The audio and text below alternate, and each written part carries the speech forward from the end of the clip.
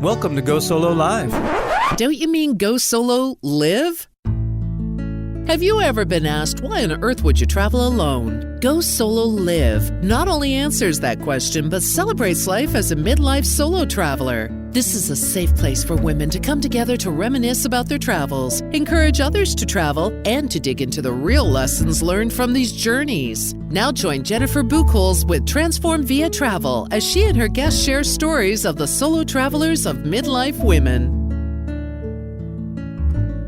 Hello, sisters, and welcome to Go Solo Live. This is Jennifer Buechel with Transform Via Travel. It's time to sit back, grab a cup of coffee, and enjoy my conversation with Kathy Buechel as she shares about how she is teaching her middle school-age sons how to travel. Joining me today for a second Mother's Day themed episode is Kathy Buechel. Welcome, Kathy. Hello. Thank you, Jennifer. So glad that you reached out to me and shared with me a little bit about how you have been developing the travel spirit in your sons. And before we get into all the logistics of that, can you tell us a little bit about who you are? Sure. I am a mother and a wife. I am a mother of two boys, Bradley and Matthew. Brad is 17 and Matthew is 14 years old. And I love to travel. I like trying new things, but I also have been kind of bit by a little travel bug thanks to my grandmother years ago. She was a world traveler and across the United States as well. And she really instilled that spirit. On my working hours, when I'm not spending all the time I can with my family, I am a project manager for a local healthcare organization, which I absolutely love to help people. And so that's a little bit about me. Well, that's a good place to start. Before we get into how you have shared this travel spirit with your sons, can you tell us a little bit more about your grandmother? And I'm taking this to heart right now because I was fortunate enough to interview my grandmother for our Mother's Day episode that aired last week. So I would love to That's special. build on that. And I'd love for you to share a little bit about how your grandmother inspired you. Well, it's nice to hear about your grandmother. Grandmothers play a very important role, I feel, in our lives. And in my life, especially my grandmother and my grandfather were very fortunate to be able to travel all across the United States and also overseas. They participated in a program called People to People. And a lot of their trips focused on agriculture because of the business that they started together many years ago. And when they would come back, I always loved to go and look at the slideshows. Well, at those time, it was the old-fashioned, slides that we put in the projector and watch. And I remember seeing the Great Wall of China. I remember seeing Japan and the beautiful just trees and the culture. And I've always been bit by that, just exploring and to see things real time, not just reading it in a book, but actually walking the footsteps of many of the people before. So she had always had said, you need to go out, you need to do those things. One of her favorite trips, though, is something near and dear to your heart, and that's New Zealand. She has told me we need to go to New Zealand at some point in my life, and that is on one of my expeditions in the future. But oh my goodness, she had so many stories and such great things to tell us about where to go in this beautiful world we live in. That's fantastic. And they really kind of made it accessible by bringing those slideshows home. I've been talking to other people about how nowadays there's just not that same embracing others travel. If you see it for a quick hit on Facebook or social media, you might catch it there, but there's not the same. And I know it's not the same for people who maybe, they haven't been there themselves, so they didn't get a chance to see it. But when people go somewhere, how often do you get a chance to really talk to them about what that experience was like? Right. And really sitting down and viewing pictures tell 1,000 words, but then just getting to hear the emotion behind it can be a lot of fun, inspiring too. Absolutely. That's great.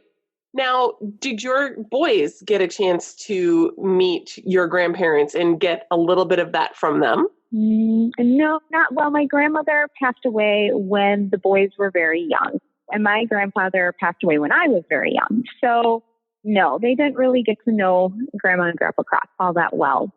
However, their lives kind of just play out in good stories and sharing and pictures. I mean, I have some wonderful pictures of their Germany trip. That was just a hoot and a half.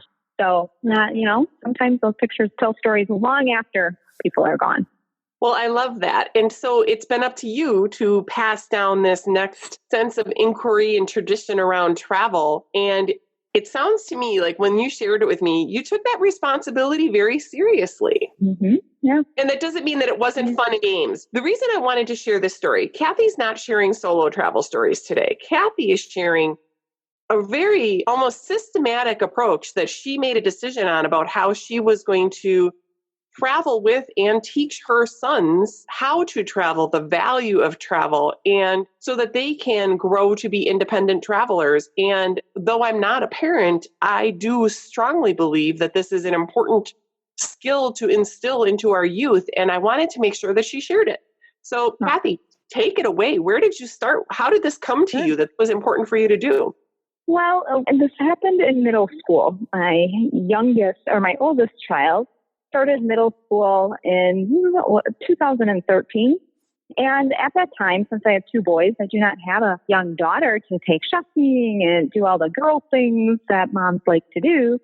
So I decided that I needed to share something that I enjoy doing with the boys. My husband has lots of things from hunting to sports and all that good stuff, which is very important. However, I wanted to bond with my children and share one of my passions, which is traveling. So it started with an idea to really spend more time with the boys, but then I also wanted to get them to realize that the world is pretty small, but also quite big and full of wonderful opportunities. And the ability to learn various life skills would come with this as well, as I shared with you earlier.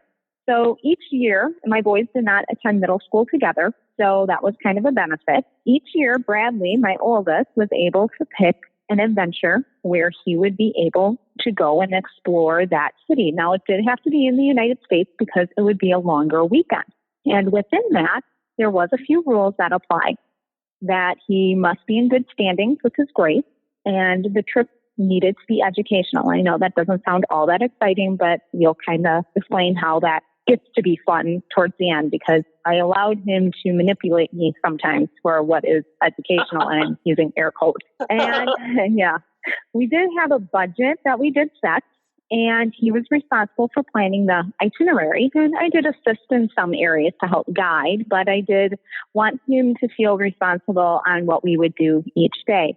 And at that time, I worked with, well, I still do, because she's absolutely wonderful. I wanted to reach out to a travel agent that I know, and her name's Brenda. And Brenda is absolutely fabulous. I told her my vision of what I wanted to do with the boys, and she bought into it right away and understood. So as we set the budget, as we were planning the itinerary, as we were picking our locations, every time she would reach out to us in an email, she addressed it to my children. She addressed it to Brad and treated them as the adults and as the decision makers and so forth. So it worked in collaboration. It was a really nice, unique bond that they created. So I can't speak enough about Brenda and her business that she runs, which is, I'm going to put a little plug in, Personal Touch Travel. She was wonderful to help us. She was treating the boys like they were the ones in charge. I mean, that's truly what you were trying to instill in them. So there's a lot of skills just in that communication with a professional adult. And especially at an age that can be kind of awkward. And it was very beneficial for my children. And she really helped them grow in how they communicated via email and just going to her house to pick up the papers or discussing further options. And it just was really a neat opportunity for them. So, but there was one more rule, and this was the biggest one of all, to enjoy time together and make memories to last. And that's what I really wanted to focus on the trip after we got all the rest of the details kind of ironed out. Perfect. Well, that sounds like we all have it as an intention, but when you're clearly stating it, it's like, yeah, it's not just about fun. Fun can be a part of it, but this is us creating our time together. So bravo, Mom. Oh, thank you. Well, I can tell you all the stops that we've made so far. We have been to St. Louis. We have been to Arizona to watch spring training. The place I got hoodwinked was Disney World. Bradley convinced me to go there, which was absolutely fantastic. And he did a great job planning that. I honestly did none of the planning on that trip. Matthew has picked Atlanta. We went and toured the Grand Canyon via plane, helicopter, and boat, which was absolutely amazing. And we will be attending DC, but that will be over Mother's Day weekend. So that's kind of exciting. Washington, DC will be our last trip, our last middle school adventure that we will take. That's fantastic. So tell us some of the lessons that the boys were learning as they were doing the planning.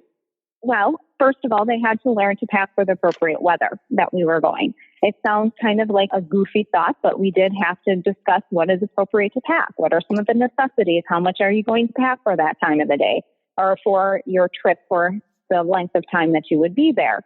We would also talk about proper etiquette, how to look people in the eye, how to talk to them when you're checking in to get your plane tickets. Well, before that, even getting your seat on the plane, because a lot of times you have to go in a few, 24 hours before to get the seat that you want. So that was a big deal too. Just the process of following the directions and making sure that you're on time and you're prompt and that you know where you're going to go. Ask questions if you don't know.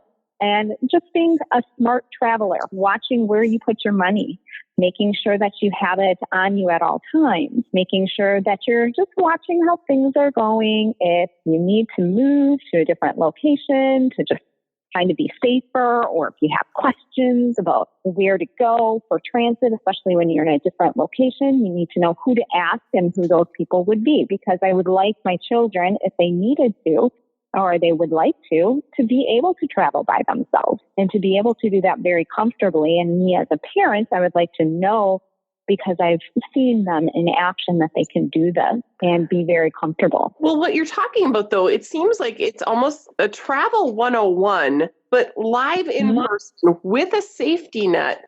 But so often when kids are traveling with their parents, they don't have to pay attention. And that is correct. They had to be really fully engaged. Mm-hmm. Yes. And that's what I wanted to get across, is I wanted them to realize that this trip was more than just going on a vacation. It was learning.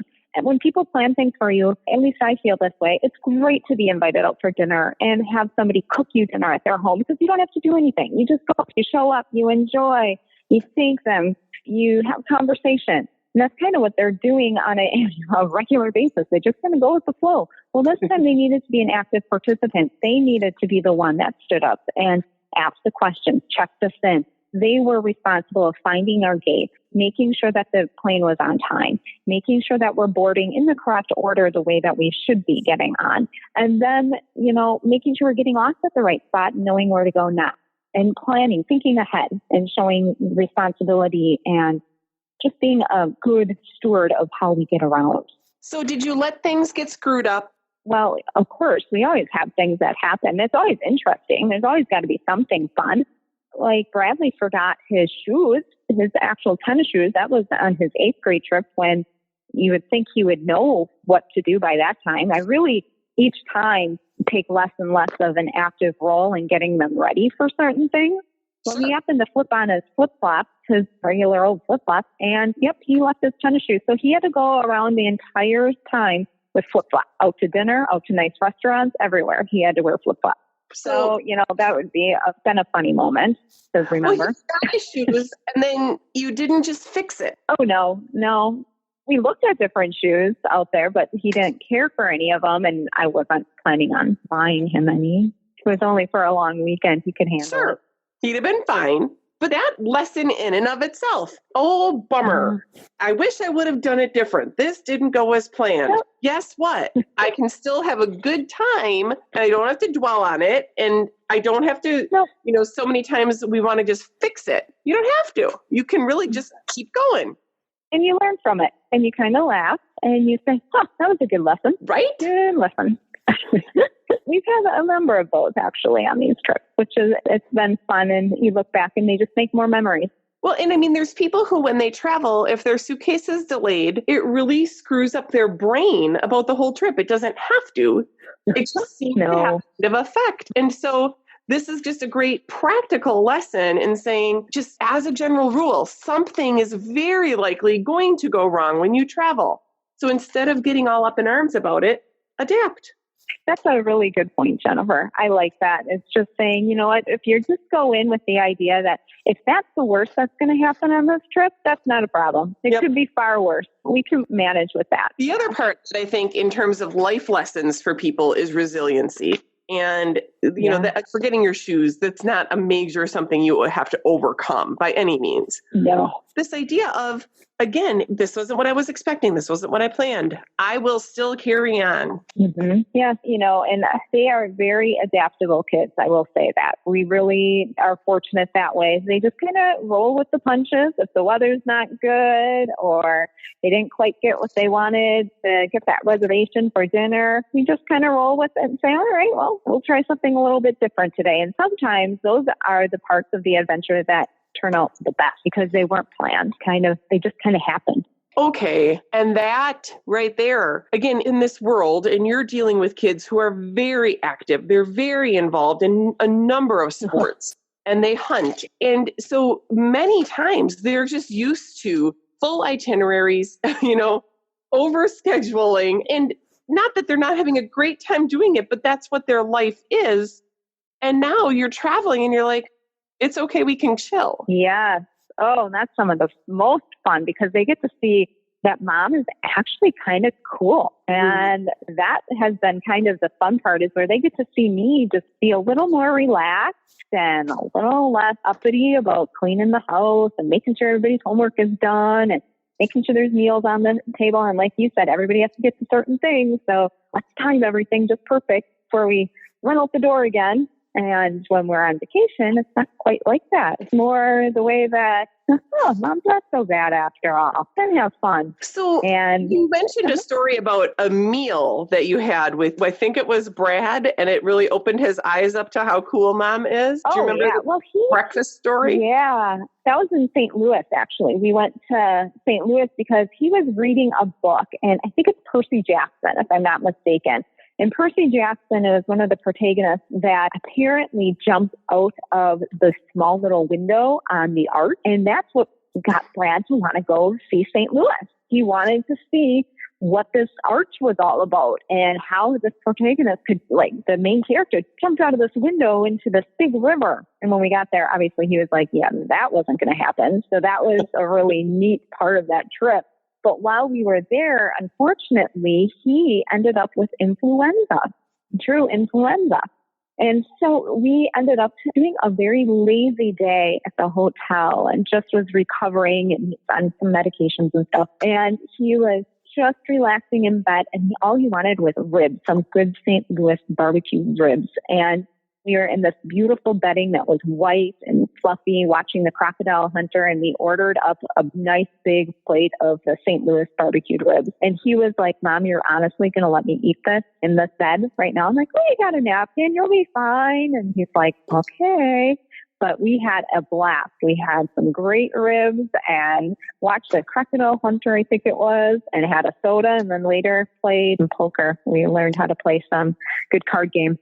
I hope that still the time, but sit back and relax and enjoy. But yeah, it was a lot of fun. It was a good memory. And he still talks about it to this day. And that's an example, because at home, you'd have been responsible for cleaning those sheets, or if they would have done that without permission and they'd have had to clean sheets, and goodness gracious, it would have just been like, there's no way because of the implications. Instead, now you're like, hey, you can have some. There was a risk. Yep. But at the same time, nothing happened, even better. Right. But it was just fine. And that's a good lesson for me. More than likely, everything will be just fine. Let them have some fun. Well, there is that, right? So it actually is perspective from both sides, which can be helpful. Right. So what are some of the things that they learned, whether it's the actual curriculum that you made them go for a learning purpose, or the other travel or life lessons that they were learning through this?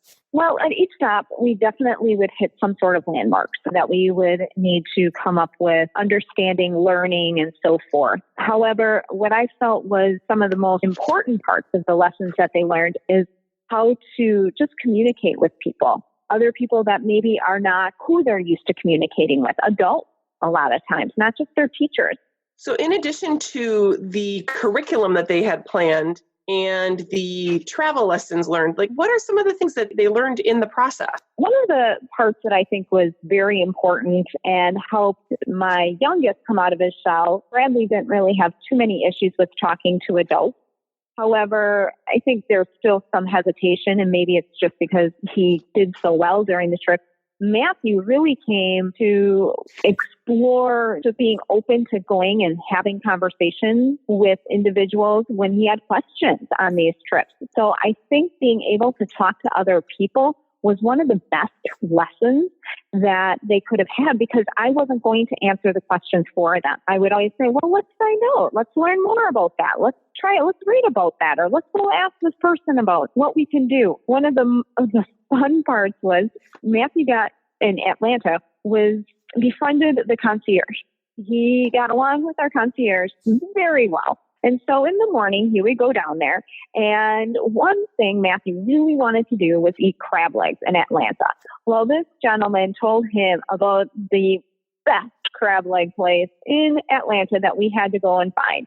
And so that was our trek and our adventure. We took the public transportation. We went over there. We had to get there at a certain time because it was filled up, because it was just awesome. And I cannot pronounce the name of this place, but if I did, I bet you a lot of people have been there because it's right by the airport. It was just a gem. However, Matthew would never have gone there if he didn't go and ask that person, because we would have done a Google search. We would have found something that was nearby. We wouldn't have explored to the way that we should have. And so that was a really neat part of our adventure, of how he was the one that came up with the location for crab legs, with just talking to the gentleman that was at the concierge spot. It was a fun life lesson to just say, you'll learn more by asking questions and reaching out than just being bystander or trusting the internet. Right. And I really think you travel better when you talk to the locals, because they'll tell you this is where all the tourists go, and then this is where all the real people go. I mean, it's so much better. So much more fun. My goodness, it is a blast. And often more affordable. They're also talking about, like, this is the right value and things like that. All of those things combined are awesome. I agree. Yeah. So that was, some of the lessons that I think are kind of invaluable. You can't put a price on it just by being able to be open. Another thing I like to do is we do a lot of casual eating, a lot of things that are just quick and fast, but I always want them to experience a little bit more of the higher dining, and where we have to get dressed up. He would need to wear proper slacks and a shirt and hold the door open for me, also hold the chair, and then we have to have dinner conversation where there is no phone. So we do plan on that one night as well. It's a little more of a fancier opportunity where he needs to order their food and talk well and loud enough so the waiter or waitress is able to understand and be able to take our order appropriately and have conversation. It's just a nice evening to kind of finish the experience. Well, and I've talked to some other mothers of sons who've been saying, part of what we're doing with our boys is training them so that they're good boyfriends, dates, husbands, whatever that ends up being, but so that they're able to function in society without looking like a slob. Yes, I agree. And I hope I'm doing my future daughter-in-laws, maybe, who knows, justice, but also with the idea of just when they're invited over to a friend's house for dinner, that they know what they're doing, or that they get invited to a coach's dinner or something. They know how to properly put the napkin on their lap, at the very least, and know which silverware to use. And again, in some cases, those seem like minor things, but they all add up. And they all add up to setting an example, giving them opportunity to practice in an unconventional way, because taking them out to the local restaurant where their friends could possibly see them is not some of these practices. I agree. And it kind of goes back to that, see one, do one, teach one method. Once they get more comfortable, see how things are done, they'll be more comfortable practicing it and hopefully carrying on that tradition as well. Absolutely. It's fantastic. What were the biggest lessons for you as the mom?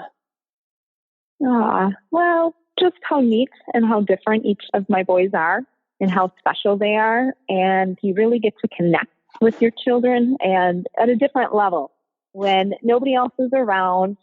and really sit down and have an honest conversation. And I do a lot less talking and a lot more listening at that time. And it's fun to learn who they are as a person.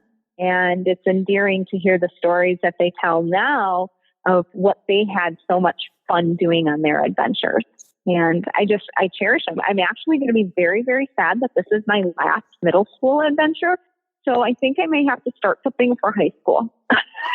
I haven't quite decided what we're going to do, but I'm going to be a little sad that this one's closing out this year. It's going to be tough, but I'm so blessed that I was able to do this with my boys. And I'm so very excited to share it because I'm hoping other moms might consider doing this as well as a possibility for them to inspire and exactly. And I think, again, it's about how do we properly grow our next generation of travelers? And you actually said that Brad is going to be doing a trip that you're feeling pretty comfortable about because he's proven his skills in this. Yeah, we're going to be working on something. I have a nephew that's on the West Coast, and we're hoping to set up some time in the near future where Brad can head on over there and go visit him for like a long weekend or a few extra days added on there. But I feel perfectly confident with him traveling on his own. I have no problem with him getting to the airport, with him doing his checking in, all of that. Even getting to an airport he is not familiar with, he has proven to me time and time again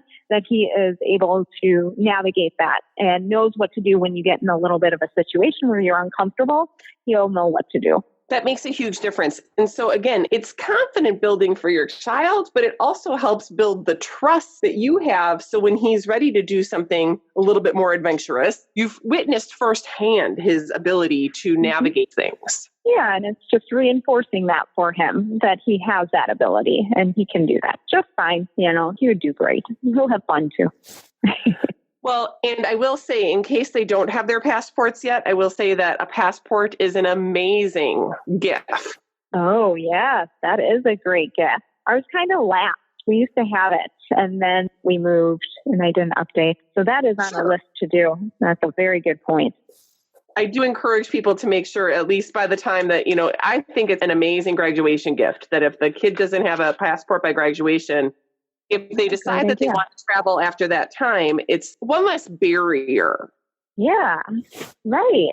That is a great idea. I'm going to put that on the list. Smart.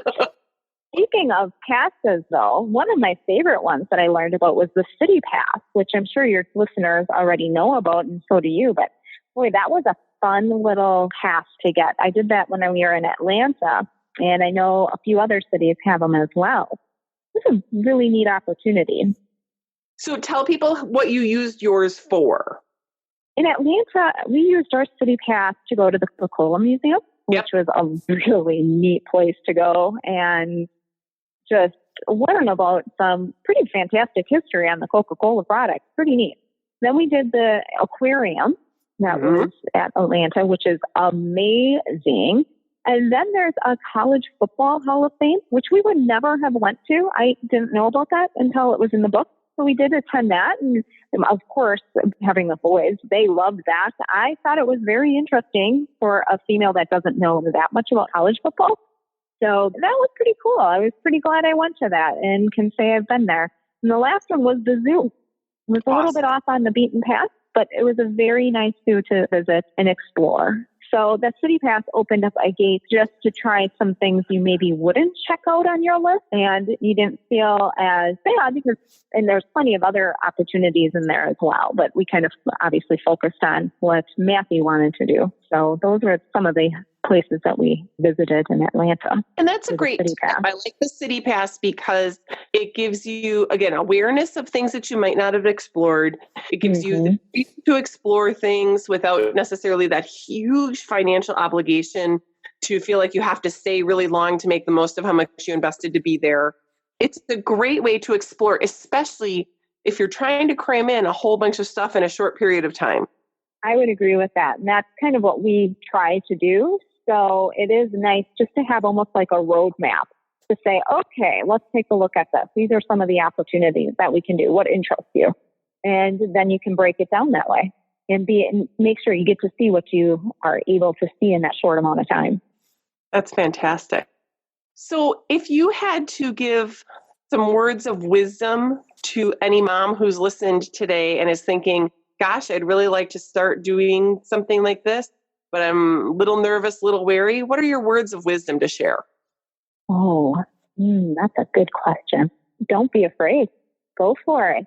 I mean, your children are only small ones, and spend as much time with them is just such a blessing and absolutely fantastic opportunity. The thing is I feel we don't have to go big. There could be driving trips as well. That can be just as much fun, especially with a new driver, to explore that way. I mean, I happened to start mine in middle school, but starting later isn't a bad idea either. But it's a great opportunity to know your kids. If you're a little nervous to get started, start small, go someplace a little bit closer and build up to that.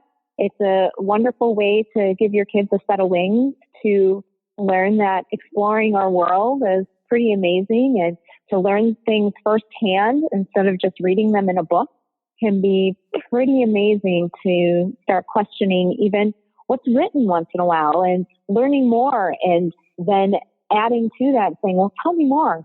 So it just expands them in such a way to become, I just feel, more engaged in the world around them.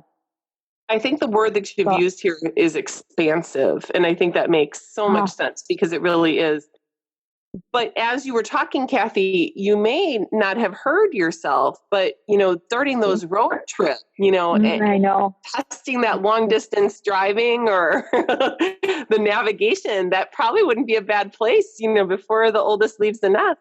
I think you're right. We got quite a few college tours to go on. We might have to do a little bit longer drives, someplace warmer.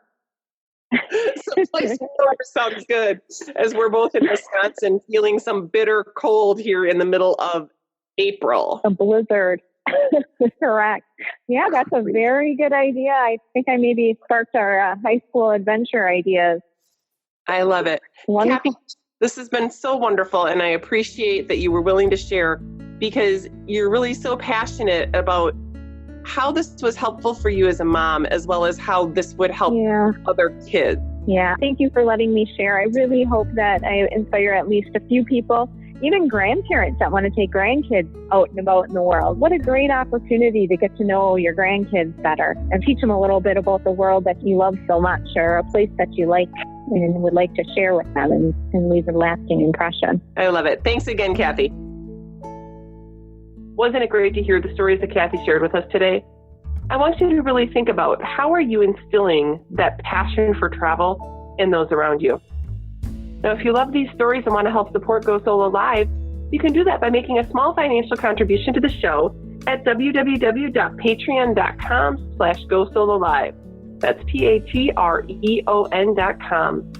Please stop by and show the love.